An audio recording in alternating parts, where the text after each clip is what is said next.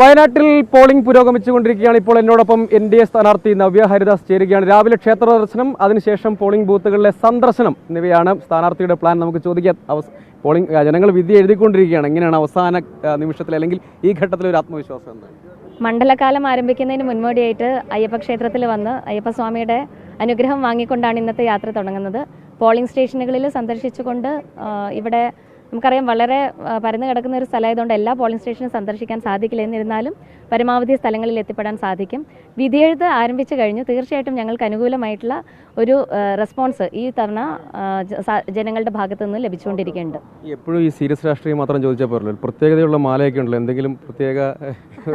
തീർച്ചയായിട്ടും അത് വിജയത്തിന് വേണ്ടിയിട്ട് നമ്മുടെ MP central minister Shri Suresh Gopi കൊണ്ടു തന്നിട്ട് ആശീർവാദം ചെയ്തിട്ടുള്ള ഒരു മാലയാണ്. അതുകൊണ്ടാണ് അത് ഒരു വിശ്വാസത്തിന്റെ ഭാഗമായിട്ട് നമുക്ക് കൂടുതൽ പിന്തുണ കിട്ടും എന്നുള്ളൊരു വിശ്വാസത്തിന്റെ ഭാഗം. തീർച്ചയായിട്ടും ഞാനൊരു ദൈവവിശ്വാസിയാണ്. അത്തരത്തിലുള്ള വിശ്വാസത്തോട് ഉറച്ചുകൊണ്ട് തന്നെയാണ് മുൻപോട്ട് പോകുന്നത്. രാഷ്ട്രീയത്തിലേക്ക് തന്നെ വന്നാലേ ഇപ്പം കോൺഗ്രസിനെതിരെ നിങ്ങൾ കുറേയധികം വിമർശനങ്ങൾ ഇവിടെ മുന്നോട്ട് വെച്ചു. അപ്പോൾ അത് വോട്ടായി മാറും, അങ്ങനെ ഒരു മികച്ച വോട്ട് ഇത്തവണ നേടാൻ കഴിയുമെന്നൊരു ആത്മവിശ്വാസമാണ്. കുറേയധികം രാഷ്ട്രീയ വിഷയങ്ങൾ പറഞ്ഞു ഇവിടെ കിറ്റ് കൊടുക്കുന്നു, അങ്ങനെയുള്ള കുറേ വിഷയങ്ങൾ വരുന്നു. കർണാടകയിൽ നിന്ന് അനധികൃതമായ ചില കാര്യങ്ങൾ വരുന്നു എന്നൊക്കെ പറയുന്നു.